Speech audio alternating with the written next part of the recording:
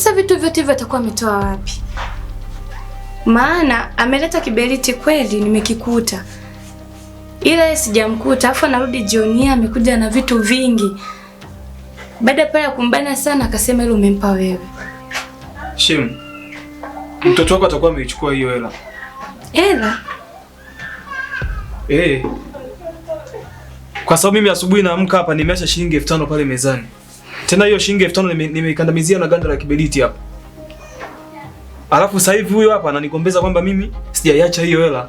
Mtoto wako atakuwa ameichukua hiyo hela. Mimi na uhakika. Umeona? Unaanza kunilalamikia mimi eti hiyo hela sijaiacha, kumbe ile imeshachukuliwa. Basi Shem, isiwe kesi. Ngoja niende saa hizi, maana itakuwa kuna chencha amebakisha. Hiyo nyingine taongezea mimi. Ila huyu mtoto. Basi poa Shem. Sasa sumona Alafu ananiambia kwamba eti mimi nimekushindisha njaa, kumbe ile imechukuliwa. Isiwe mtoto kaweza kunishindisha njaa. Kanikomoa leo. Ungemkabidhi kile kiberiti na wewe mwenyewe unaona.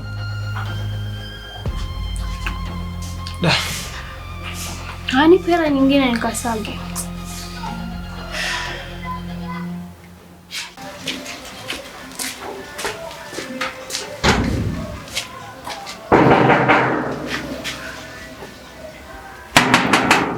Karibu.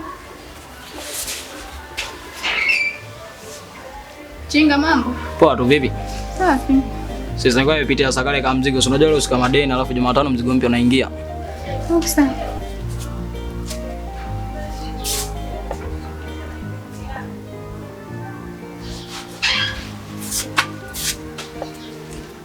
Yeah. Takumi baki shingapi? Hapa imebaki 5000, isilikuwa 8000 hii 3000, imebaki 5000. Sawa, itabidi usitafute Jumatatu. Jitahidi tu. Karibu mume wangu. Ndio vipi? Shwari.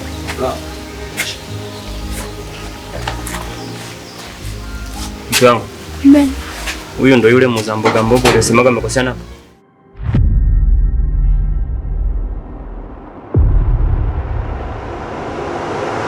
Biba mdogo wangu.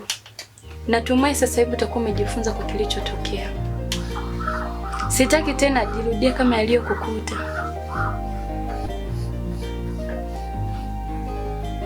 Mimi ningependa tu kukushauri kama mdogo wangu.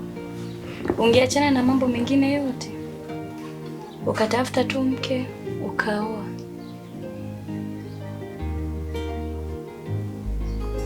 Kama ni ujana umalaya umefanya, lakini faida zake ndio kama hizo ulizozipata.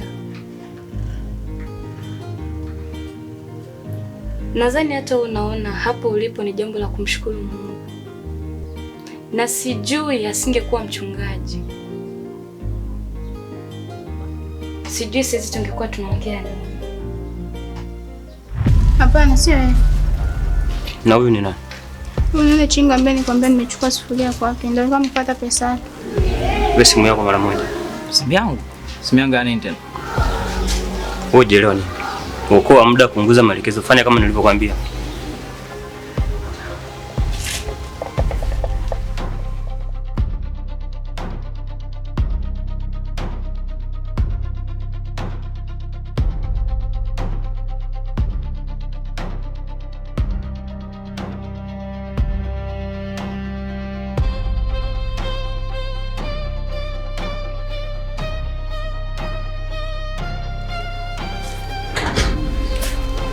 Shika simu. Tembea. Watembea, hujaelewa nini?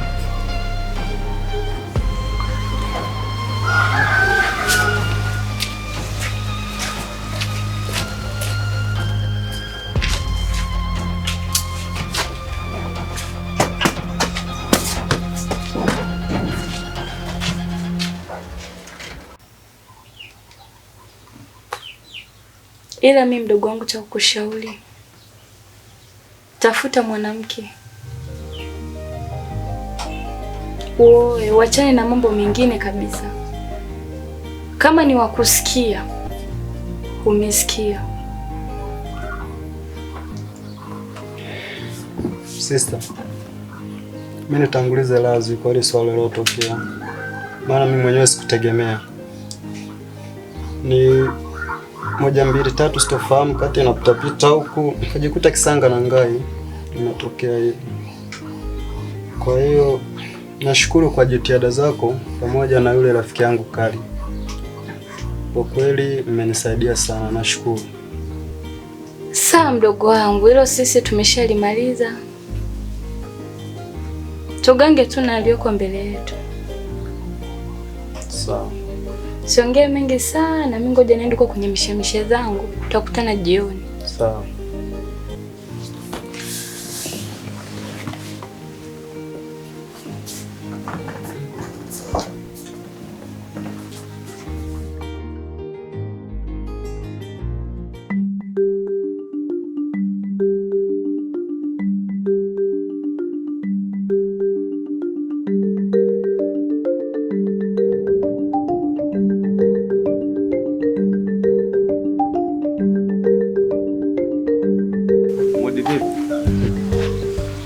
Hivi Nyika, umeamua utuletee mchawi kwenye hichi kijiji ili aje aangamize familia zetu, si ndio?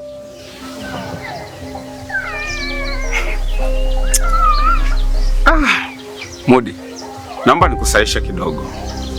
Unajua sisi wa Tanzania kikawaida tunapokutana lazima tupeane salamu kwanza, hapo mambo mengine ndo yanafuata. Salamu? Salamu huwa kwenye amani, lakini kwenye vita hakuna salamu. Mke wako kampiga mke wangu kichawi. Mpaka sasa tunavyoongea hapa, mke wangu ana hali mbaya sana. Sasa basi, mke wangu akifa nawaletea mumle nyama.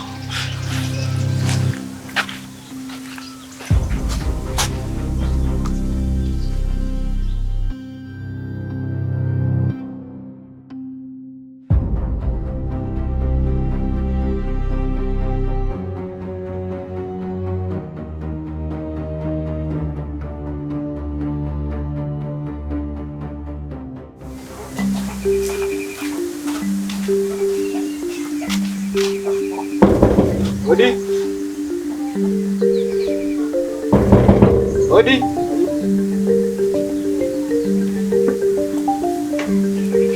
Mr. Zoba. Nilikuwa namuulizia mkuu, nimemkuta? Mkuu yupo huko nyuma. Yuko hapa nyuma? Basi ngoja nimuone.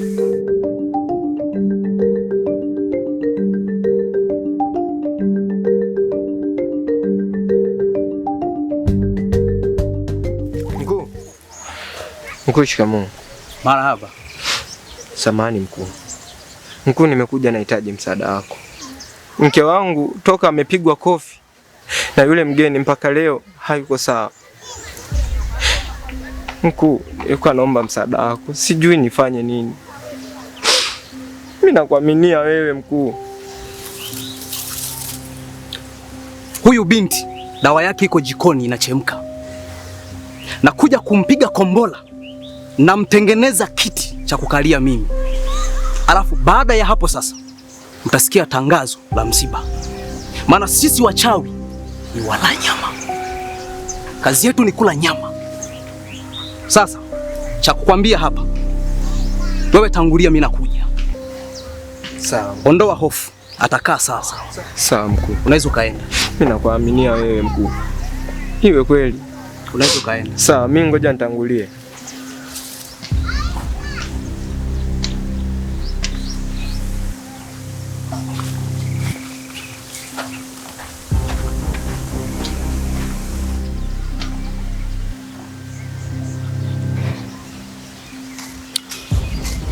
Huyu binti anataka kunipanda kichwani. Sasa mimi ndo mkuu wa wachawi. Sasa kila alichokusudia kunifanyia mimi ndo nitamfanyia zaidi yake.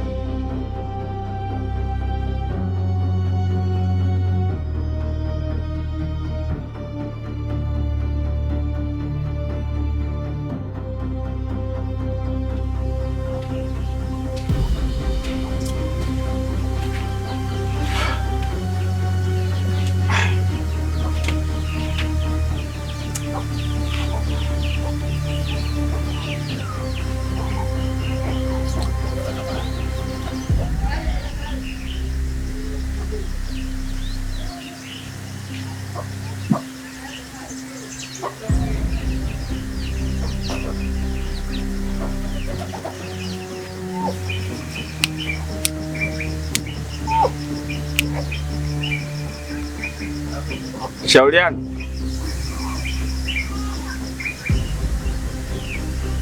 Shauriani.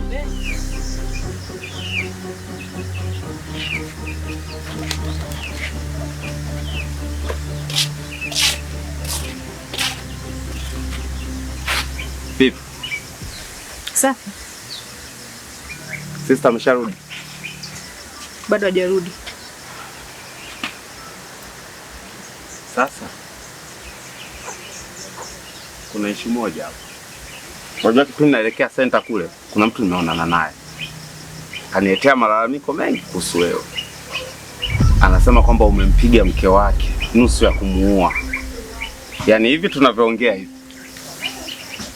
yuko nyumbani anaumwa, na alichoahidi kwamba muda wote mke wake akifa anatuletea tumle nyama. Niambie sasa mwenzangu, wewe ubondia umeanza lini? Maana nimekuwa nikijisifu kwa marafiki zangu kwamba nimepata mke mzuri, mwelewa, mtiifu. Sasa mbona unataka kuharibu sifa zao?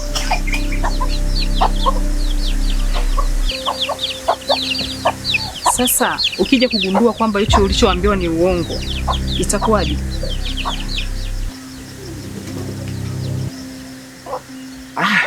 Sitaki kuamini kwamba ni ya kweli na wala sitaki kuamini kwamba ni ya uongo. Ndio maana nimekuletea. Au unafikiri kwamba waongo wapo mjini tu, vijijini hawapo? Acha kunituhumu bure. Fanya uchunguzi kwanza. Haya. Tutajua tu. Sawa. Ilikuwa ni hilo tu. Ndio maana nimeona nikufikishie. Kama nilivyoambiwa na mimi ndio nimevileta. Kwa hiyo sina kosa. Sawa. Tuingie ndani sasa. Tayari umeshaivisha? Sawa mama. Njaa. Sio huko amlaga chai huko. Nilikwambia huko amlaga chai.